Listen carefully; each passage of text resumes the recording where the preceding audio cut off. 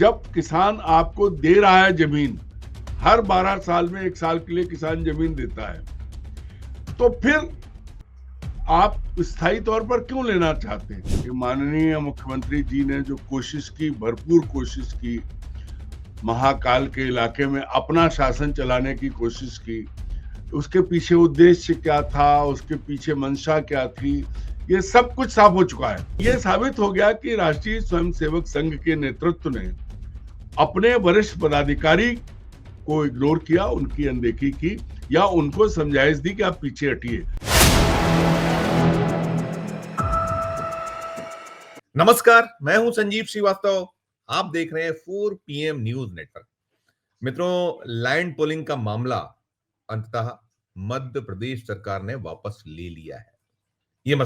ये मामला लंबे वक्त से गूंज रहा था और राष्ट्रीय स्वयंसेवक संघ से जुड़ा किसान महासंघ आर पार की लड़ाई के लिए आज से मैदान में उतर रहा था। उसके ठीक पहले बीती देर शाम सरकार के साथ बातचीत हुई और इसके बाद मोहन यादव, मध्य प्रदेश के मुख्यमंत्री, जो इस पूरे मसले को लेकर एडमेंट से बने हुए थे, अब वे बैकफुट पर लौट आए हैं और उन्होंने इस जो एक्ट है इसको वापस लेने की घोषणा कर दी और साफ कर दिया कि सिंहस्थ में जो भी काम होंगे वो सब सहमति के साथ होंगे। और सबसे ज्यादा यदि मध्य प्रदेश में कहीं बोमा बोम थी तो मुख्यमंत्री के अपने गृह शहर उज्जैन में थी। 2028 में सिंहस्थ होना, और वहां जैसे ही ये लैंड पुलिंग से जुड़े सिलसिले शुरू हुए थे तब से ही इसका विरोध हो रहा था और संघ के जो बड़े चेहरे या जो किसान संघ से जुड़े बड़े पदाधिकारी गण वो मैदान में उतरे हुए। तो दो टूक चेतावनी ये दे दी थी कि यदि वो सरकार को बनवाना लाना जानते हैं किसान, तो फिर इस सरकार को उतारना भी जानते। तो अब ये मामला अंततः हम कह सकते हैं कि सरकार टोटल बैकफुट पर है, मुख्यमंत्री बैकफुट पर है और ये एक्ट वापस लेने की घोषणा उन्होंने कर दी। इसी मुद्दे पर बातचीत करने के लिए चलेंगे जो हमारा शो होता है। जुड़ गए हमसे अरुण दीक्षित साहब। अरुण जी, बहुत बहुत स्वागत है आपका। अरुण जी, ये अंततः जो एक कहीं ना कहीं इस सरकार के लिए गले की हड्डी बना हुआ था और उसके पीछे की सारी वजह आप जानते हैं, वापस लेने की घोषणा कैसे देखे, कैसे ले अरुण जी? देखिए संजीव जी, मैं यदि ये कहूंगा बीच में टोकते हुए कि हम इस मामले को 4 PM निरंतर उठा रहा था और 4 PM ने कोई भी कोर कसर नहीं छोड़ दी। हम किसानों के लिए, हम जो जनहित के मुद्दे होते हैं निरंतर उठाते हैं। तो हम सतत, आपने और हमने बहुत चर्चाएं की, कई मैंने खबरें दिखाई हैं इस मामले पे 4 PM ने, तो हम अपनी इसको सफलता के रूप में भी देख सकते हैं, ले सकते हैं। करिएगा आप टिप्पणी। हमारे गंगा के किनारे, गंगा के इलाके में कहावत है संजीव जी कि रपट पड़े तो हर गंगा, मतलब गिर गए, कपड़े गंदे हो गए तो फिर स्नान कर लिया, नहीं तो इरादा नहीं था। यहाँ भी यही हुआ है कि माननीय मुख्यमंत्री जी ने जो कोशिश की, भरपूर कोशिश की, महाकाल के इलाके में अपना शासन चलाने की कोशिश की, उसके पीछे उद्देश्य क्या था, उसके पीछे मंशा क्या थी, ये सब कुछ साफ हो चुका है। अब सबसे बड़ी चीज जो रही है वो ये है कि ये दुर्भाग्य कांग्रेस का है कि वो क्रेडिट नहीं ले पाई, उसने इस मूवमेंट को नहीं उठाया। ये इसका क्रेडिट भी आपस में ही, घर में ही रहा, राष्ट्रीय स्वयंसेवक संघ के किसान संघ को मिला। दरअसल जो बात थी कि किसानों की जमीन लेकर उस पर डेवलप करके आधी उन्हें लौटा के, तो किसानों से करीब करीब 1 लाख बीघा जमीन छीनी जानी थी और उसमें एक अलग तरह का परमानेंट डेवलपमेंट होना था और वो सिंहस्थ के लिए जब तक सिंहस्थ रहना था, ये कहानी थी। वास्तविकता ये थी कि सरकार का इरादा, सरकार का नहीं, मुख्यमंत्री का इरादा, वहां एक आध्यात्म नगर, स्पिरिचुअल सिटी बसाने का भी था। और जैसा कि उज्जैन के लोग कहते हैं कि उस आध्यात्म नगर से ज्यादा उन जमीनों को खपाना था जो मुख्यमंत्री के परिजनों के नाम पर आसपास हैं, जो उस इलाके में आ रही हैं। वहां पर बहुत बड़ा खेल होने वाला था और इसीलिए मुख्यमंत्री ने महाकुंभ की आड़ में ये सब खेला था। लेकिन खुद भाजपा के लोग इसका विरोध कर रहे थे और बड़े पैमाने पे कर रहे थे। इसीलिए किसान संघ बीच में आया। किसान संघ बीच में आया तो उस वक्त भी हुआ। ऐसा नहीं कि मुख्यमंत्री ने पहलवानों की तरह दो दो हाथ नहीं किए। आपको याद होगा किसान संघ ने पहले छिपरा के जल में उतर के आंदोलन किया, फिर उनके लोग पीटे गए, उन पे मुकदमे दर्ज हुए, जेल भी गए कुछ। उसके बाद जो है फिर उन्होंने जब पहला प्रदर्शन किया, ट्रैक्टर रैली की किसान संघ ने, उसके बाद मुख्यमंत्री ने अपनी ताकत दिखाने के लिए भावांतर रैली के बाद अपना सम्मान करवाया। ये सब चला, लेकिन इसी बीच दिल्ली बीच में आई। जो उज्जैन से खबरें मिली हैं कि प्रधानमंत्री नरेंद्र मोदी तक ये बात गई, गृह मंत्री जिनके नाम की आड़ में मध्य प्रदेश में ज्यादातर ऐसे काम गृह मंत्री अमित शाह के नाम की आड़ में हो रहे हैं। तब किसान संघ ने कहा था, आपको याद होगा जो आपने दिखाया था कि अमित शाह के नाम पर झूठ मत बोलिए, ये मोहिनी मोहन मिश्र ने कहा था जो महासचिव है किसान संघ के। ये सारी चीजें आई थी और तभी अफसरों के साथ मुख्यमंत्री गए थे जिन्होंने गृह मंत्री अमित शाह के सामने अपना पक्ष भी रखा था।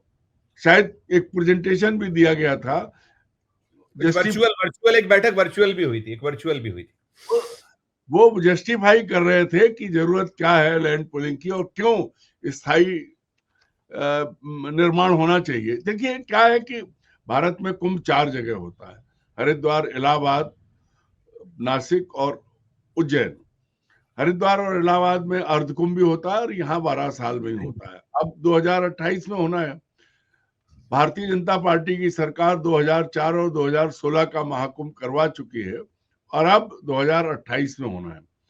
मूल बात यह है कि चूंकि मोहन यादव जी उज्जैन के रहने वाले हैं, मोहन यादव जी उज्जैन में उज्जैन विकास प्राधिकरण के अध्यक्ष भी रहे हैं, मोहन यादव जी का जमीन से जो जुड़ाव है उज्जैन में वो सब जानते हैं सारी चीजें। और जिस तरह की चीजें आ रही हैं, कल ही आपने बात की थी कि उनके सगे चचेरे भाई को कैसे कोई 2.5 करोड़ का चूना लगा गया जमीन के नाम पे, वो भी हमने कल बात की थी।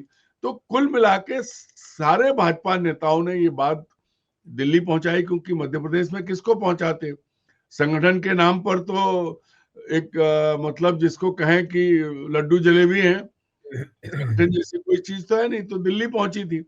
जब ये समझ में आया कि इसका नुकसान हो सकता है तब, और इसके पीछे एक और चीज रही है संजीव जी, जो पता लगा कि दिल्ली ने संघ और मोहन यादव की जो लड़ाई पर्सनल लड़ाई में तब्दील होती जा रही थी, किसान संघ और उसकी अपनी टीम भेज के भी जांच कराई। उस टीम ने उन गांवों के किसानों से भी बात की जिनकी जमीन छीनी जा रही थी।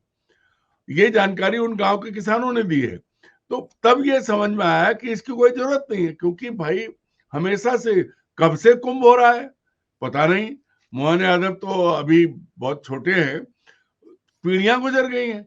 इतना जब उज्जैनी 5,000 साल पुराना है ये पूरा का पूरा। जो कह रहा हूं ना कि महाकाल की नगरी उज्जैन का कौन राजा था, विक्रमादित्य।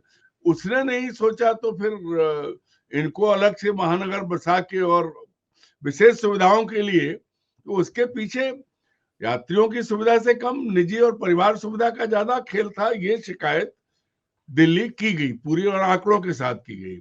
अब सबसे बड़ी चीज ये है कि आप जब किसान आपको दे रहा है जमीन, हर 12 साल में 1 साल के लिए किसान जमीन देता है, तो फिर आप स्थायी तौर पर क्यों लेना चाहते हैं। और दूसरी चीज आपने ही की थी कि वो उज्जैन जिसमें तीसरा कुंभ बीजेपी करवाने वाली है, उस उज्जैन में छिपरा का पुल इतना सकरा है कि उससे गिर के पुलिस वालों की कार डूब गई, 3 दिन तक पता नहीं लगा पाए। तो जो इंफ्रास्ट्रक्चर डेवलप किया जाना चाहिए था उज्जैन में, अब तो कोई दूसरी सरकार नहीं है, आपका चौथा टर्म है, तो क्यों नहीं, 5वां टर्म है सॉरी, क्यों नहीं आपने अभी तक सोचा, क्यों नहीं ये किया। हर 12 साल में हजारों करोड़ रुपया खर्च होता है और उसके बाद वो खत्म हो जाता है। तो जो चीजें परमानेंट हैं वो तो उज्जैन के लोगों के लिए भी लाभकारी थी। महाकुंभ के दौरान तो यात्री आते हैं दुनिया भर से चले जाते हैं, लेकिन अगर उज्जैन में वो महाकुंभ वो पुल ठीक होता तो शायद उन 3 पुलिसकर्मियों की जान नहीं जाती। तो ऐसी चीजें करने की कोशिश नहीं की, वो चीजें करने की कोशिश की जिनका लाभ खुद मिले। ऐसा संघ का आरोप था, मेरा नहीं है। और यही बात संघ ने पहुंचाई थी संघ के आगे किसान थे और किसानों के भी यही आरोप थे कि इससे कोई फर्क नहीं पड़ेगा उन यात्रियों पे जो आते जाते हैं। आप याद करिए किसान संघ के नेताओं ने क्या कहा था कि भाई इलाहाबाद में तो स्थायी निर्माण की जरूरत नहीं, हरिद्वार में निर्माण की जरूरत नहीं, उज्जैन में क्यों? और ये चीजें गई थी। तब दिल्ली को समझ में आया कि महाकाल के स्वयंभू पुत्र मोहन यादव जी इसमें महाकाल के संघर्ष की आड़ में अपना हिस्सा साध रहे हैं। ये चीज जब साबित कर दी किसान संघ ने, तब ये फैसला बदला गया। अब सबसे मिलके चलेंगे, सहमति से होगा, ये तो होता ही है बाद में कि गिर पड़े तो स्नान कर लिया, गंगा स्नान हो गया, जब फंस गए तो बात मान ली। बिल्कुल अरुण जी, आपने जो बात की तो मैं कुछ, अब चूंकि जो किसान संघ है वो उसमें प्रफुल्लित है, हमने बातचीत की है कुछ लोगों से, बड़े खुश हैं। हालांकि और भी अभी बहुत चीजें तय होनी है। हमने पूछा था, तुमने कहा हाँ ये तो हमारा ख्याल ही नहीं था, ये हुआ है, अब हो रहा होगा शायद। पहले तो कुछ तस्वीरें वो जो पुरानी थी, आपने जो कहा कि वो शिप्रा के किनारे और वो बैनर और तंबू लेके, बैनर और झंडे और सब लेकर उतरना, वो सीन, फिर उसके अलावा वो जो रातों रात पकड़ने वाले सीन, और अलग अलग कुछ हम सीन दिखाते हैं, हमारे दर्शकों को ताजा कराते हैं। छोटी सी एक क्लिप होगी, कुछ 3-4 अलग अलग जो है, देखिएगा इसे।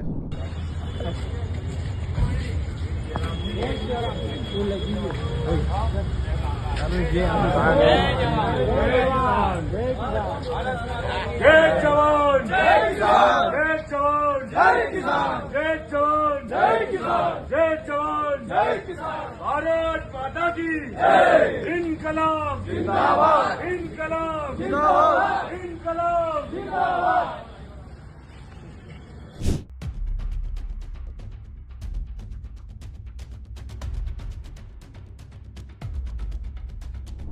लेकिन ये सारा कुछ है, वो जो आप कह रहे थे उतरना सीन, वो जो शिप्रा में उतरने वाले सीन है, पुलिस की पकड़ा धकड़ी है, और भी आंदोलन प्रदर्शन के सीन है, समा तमाम है। आपने संघ की बात की, तो संघ भी तो दो हिस्सों में बटा हुआ था। ये भी तो है कि मोहन जी को भी तो संघ का कहीं वरदस्त प्राप्त है, उनके ऊपर भी तो बड़े बड़े लोगों के हाथ हैं। तो बड़ा वो था, अब वो एक बड़े लोग और ये दूसरे ये लोग, और ये तो क्या संघ अब मान के चलिए जो आर पार कर रहा था, तो इसमें अब यह खत्म नहीं होगा, मामला तो शुरू हुआ, ऐसा माने आगे तो और कुछ कुछ भी होने की संभावना है। बहुत कुछ चल रहा है कि ये शिकायत, वो शिकायत, ऐसी चीजें। तो अब आने वाले दिनों में कुछ और रंग रूप देखने को मिलेंगे। आप कॉलेज यूनियन में आप भी बड़ा एक्टिव रहे हैं, बड़ा एक नारा होता था, अभी तो ये लड़ाई है, आगे बहुत लड़ाई है। तो अभी तो उज्जैन के लोगों ने, उज्जैन के गांव वालों ने पहली लड़ाई जीती है। अभी वहां बहुत सारी चीजें सामने आने वाली है। और दूसरी चीज जो आप कह रहे हैं, संघ, तो आप देखिए संघ का एक व्यक्ति और संघ का एक अनुसांगिक संगठन, पहली बार साबित हुआ कि संघ में व्यक्ति नहीं, ये जो बार बार कहते हैं व्यक्ति नहीं, अदृश्य, तो ये अदृश्य में आप नाम ले लें जिनके किनकी कृपा से, और कल वो सन्यासीन भी उनसे मिलके आई जिनकी कृपा कही जाती है, वो भी आपको मालूम है। तो ये साबित हो गया कि राष्ट्रीय स्वयंसेवक संघ के नेतृत्व ने अपने वरिष्ठ पदाधिकारी को इग्नोर किया, उनकी अनदेखी की, या उनको समझाइश दी कि आप पीछे हटिए। मेरी जानकारी ये है कि अब उनका हस्तक्षेप कम कर दिया गया है, उनका भी जो है वो कद नाप दिया गया है। मूल बात यह है, उनको कह दिया गया है कि आप जो है कृपा करें, आप ये ना सोचें कि सब कुछ आपके हिस्से में है। ये भी बड़ी बात, पहली बार ऐसा हुआ है कि एकदम किसी पदाधिकारी को एकदम सीधे सीधे मैसेज, इससे ज्यादा और क्लियर कैसे होगा, आप बताइए। अरुण जी, आपको याद होगा प्रहलाद पटेल जी की पुस्तक का एक विमोचन हुआ था इंदौर में, वहां से भी खबरें निकल कर आई थी, बहुत सारी खबरें थी कि वहां जो डॉक्टर मोहन भागवत साहब हैं, मतलब ये वहां तक दरबार तक पहुंचा हुआ मामला था। और वो वहां की जो अपुष्ट खबरें थी वो तो बहुत विस्फोटक थी कि, और ये है अभी 2-3 महीने पुरानी बातें हैं, वो कहते हैं बार बार कि संघ बड़ा ठंडा करके बहुत धीरे से, और वहां थोड़ी सी देर होती है लेकिन अंधेर नहीं होती। तो ये जो ये चीजें हैं, ये कहीं मतलब मोहन यादव जी तो कर दिया, अच्छा काम कर दिया, लैंड पुलिंग एक्ट वापस होगा ये ऐलान कर दिया। ये सरकार के लिए चेतावनी, उनके साथ बैठे जो लोग हैं जिनको लेकर बहुत अलग अलग सब चीजें जाती हैं, वहां भी जाती हैं, और बाकी दिल्ली तो जाती है, मोदी शाह के पास आती है। तो कब तक जो है ढील और ढाल और सब कैसे चलेगा, इसको लेकर ये क्या संदेश है इसके पीछे समाहित है, इस पर भी एक टिप्पणी आपकी। देखिए, आप याद करिए 14 तारीख से आज 18 तारीख है, 14 तारीख की शाम को जब नतीजे आए थे तो भोपाल में अब चूंकि भारतीय जनता पार्टी कांग्रेस हो गई है, कांग्रेसीकरण पूरा हो गया है, तो चाटुकार नेता कैसे कैसे मुख्यमंत्री को प्रधानमंत्री के समकक्ष खड़ा कर रहे थे कि उनका जीत में कितना बड़ा योगदान है। उनका स्कोर बताया जा रहा था, उनका स्ट्राइक रेट बताया जा रहा था, और ये साबित कर रहे थे। और उन्होंने ये एक नया नैरेटिव, अचानक चुनाव है, बिहार में हुआ और मध्य प्रदेश में ये चल रहा था, आज भी अखबारों में छपा कि ये होगा, ये रहेंगे, ये जाएंगे, और मुख्यमंत्री तो बहुत बड़े हो गए। ये अभी ज्यादा 2-3 दिन का मामला है। तो इनको जो है आप जो करोगे, खेल को समझोगे, तो आपको समझ में आएगा कि एक तरफ मुख्यमंत्री की कोठरी ऊपर चढ़ा रही थी, दूसरी तरफ दिल्ली ने उन्हें मैसेज दे दिया है कि जरा धीरे से चलो, लगाम जिसको कहते हैं ना, पकड़ी गई है कि आप जरा स्पीड थोड़ा धीमे करो। और इसके बहुत मायने हैं, क्योंकि नरेंद्र मोदी और अमित शाह जी के मन में क्या आता है ये कोई नहीं जानता सिवाय उन दोनों के, या फिर ऊपर वाला भी नहीं जानता। क्योंकि जब गुजरात का बदलाव हुआ था, तब गुजरात के मित्रों ने बताया था कि इसके बाद राजस्थान, मध्य प्रदेश और छत्तीसगढ़ में बहुत कुछ होगा, और उन्होंने कहा था वहां आमूल चूल परिवर्तन होगा। तो हम वेट कर रहे हैं उसका कि आमूल चूल ये बार ये कहा गया है कि 14 नवंबर के बाद बहुत कुछ देखने, बहुत कुछ सुनने को मिलेगा। और देखिए, ये भी कहा जाता है, अरुण जी, मैं अंतिम सवाल करूंगा टाइम के हिसाब से, कि फ्री हैंड है मोहन जी को और सब कुछ है, तो अब चीजें जैसे ये शुरुआत हुई है, यहाँ ये बैकफुट पर हैं, और अभी आप ये है कि राजनीतिक नियुक्तियां होनी है, चल रहा है, इसके बाद ये भी है कि कैबिनेट का एक्सपेंशन है, जो बाकी चीजें, तमाम चीजें, तो क्या हम संभावित जो चीजें हैं, जो पक रहा है अंदर खाने में, जो सुगबुगाहट, सुरसुराहट, वो उस दिशा में किस तरफ आप बढ़ता देखते हैं एज ए विश्लेषक भी, और आपके सोर्स क्या कहते हैं? देखिए संजीव जी, सबसे पहले मैं आपसे इस बात पे सहमत हूं कि इनको फ्री हैंड दिया गया।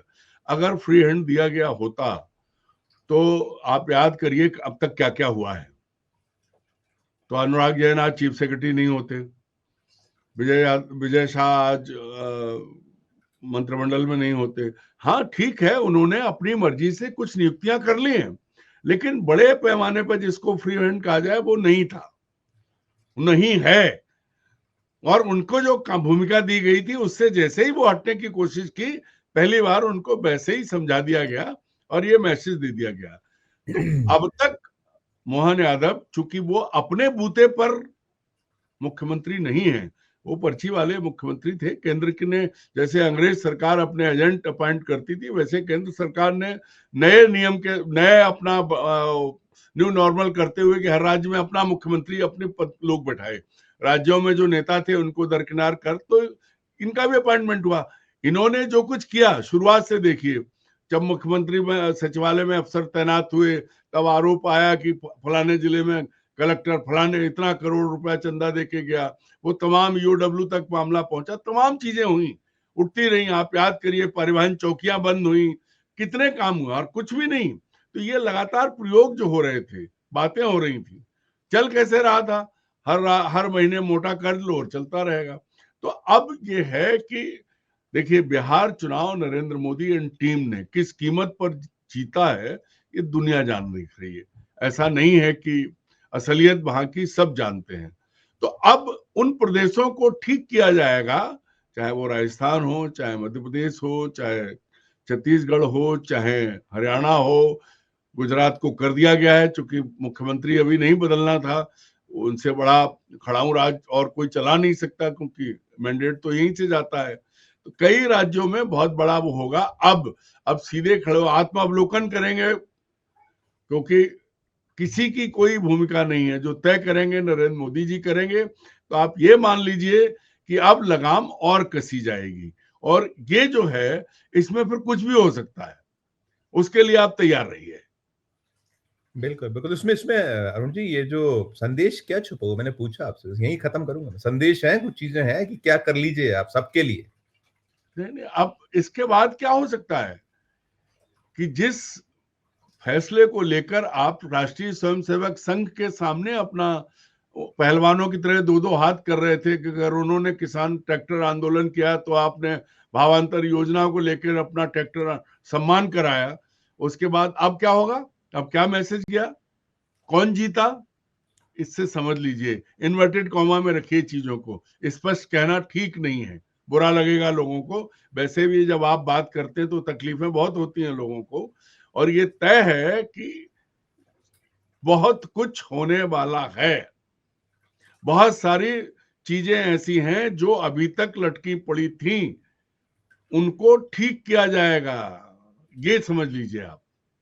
राइट सर, उसमें कुछ भी हो सकता है, कुछ भी हो सकता है, बिल्कुल ठीक कह रहे हैं। तो अब ये आने वाले जो दिन है बड़े रोचक होंगे मध्य प्रदेश में, और वैसे तो चल ही रहा था, हम लोग लगातार बात कर रहे थे और ये निकल रहा था, चाहे दिल्ली के सोर्सेस हो या मध्य प्रदेश में, अगर फ्री हैंड है तो वो देखने को मिलने वाला है। और आप कह ही रहे हैं कि फ्री हैंड होता तो फिर ये सब चीजें नहीं होती जो चीजें आप कर रहे हैं। कुछ ना कुछ तो पक ही रहा है, और पक रहा है तो वो सामने आएगा, बहुत देर तक दूर तक तो नहीं वो छुप पाएगा, ये साफ है। लेकिन कुल मिलाकर जैसा जो आप कह रहे हैं कि अभी हमने गुजरात में देखा, गुजरात के अलावा और भी अब ये कहीं पाइपलाइन में तो रहते ही है, मोदी और शाह अपने पाइपलाइन में बहुत चीजें रखते हैं, तो उस पाइपलाइन में यदि ये सब है और आ रहा है कि राजस्थान की भी बारी है, उधर छत्तीसगढ़ में भी कुछ संभावित है, इधर मध्य प्रदेश में भी संभावना है, तो वो दिलचस्प और रोचक होगा कि आखिरकार ये जो दशा और दिशा क्या होने वाली है मध्य प्रदेश की। बहुत बहुत शुक्रिया, बहुत बहुत आभार अरुण, बहुत शुक्रिया, धन्यवाद।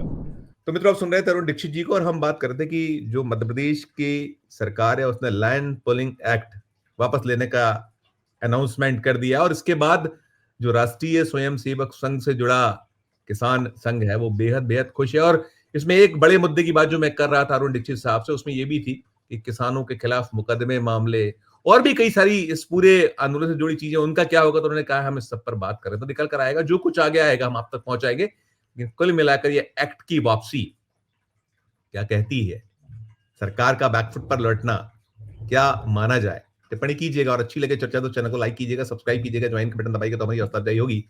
प्यार और समय देखते रहिए 4 PM न्यूज नेटवर्क। धन्यवाद, नमस्कार।